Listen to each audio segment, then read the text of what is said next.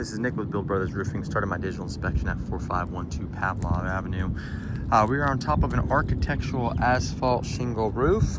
This product looks to be in pretty good shape. There are a few areas of concern that are showing just some normal wear and tear, but I don't have any immediate concerns for this roof. So a couple things I do want to point out. Now this roof is starting to show signs of granule loss. So if I come down here, you can kind of see just how shiny this portion of the roof is. So essentially what's happening is as the oils on this asphalt shingle begin to evaporate, the granules start to deplete, and that shiny stuff is the fiberglass, and that starts to be exposed because the granules will then wash off whenever it rains, and then they end up in the gutters just like they're doing right now. So those are all granules from the actual shingle themselves. So again, now this is all standard wear and tear when it comes to an architectural asphalt shingle just like this, but there's not an extensive amount of it. So I'm not seeing any immediate need for concern.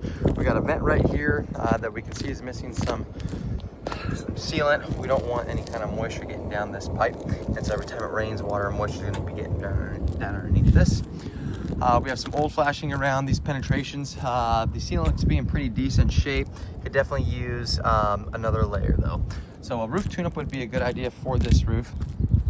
We got some solar panels on this roof as well. Again, you can see the sealant is starting to go around these pipes. We have solar panels that are on this roof. I'm going to go ahead and check the meter just to ensure that these things are producing properly. Then we also have some pool solar that is on this roof.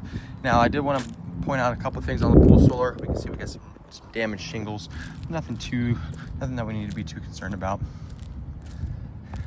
We also have some old, looks like some satellite dish brackets that are on this roof. Anytime we have something installed on the roof, we want to limit the amount of penetration. So next time this homeowner wants to get a satellite dish, I'm going to ask that they actually install it on the fascia board and not the actual roof itself.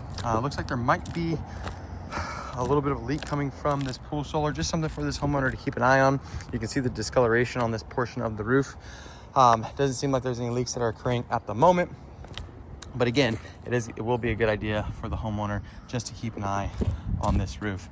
So my overall inspection of this roof is going to tell me that this roof probably has another 5 to 10 years left in it, depending on the weather that we get, and just depending on how it holds up. Now we do have some areas where you can see we have some exposed nail heads on this roof. Any kind of exposed nail head is a leak waiting to happen. So again, a roof tune-up would be a good idea for this property, where we'll come out here, we'll reseal all the penetrations that are on this roof.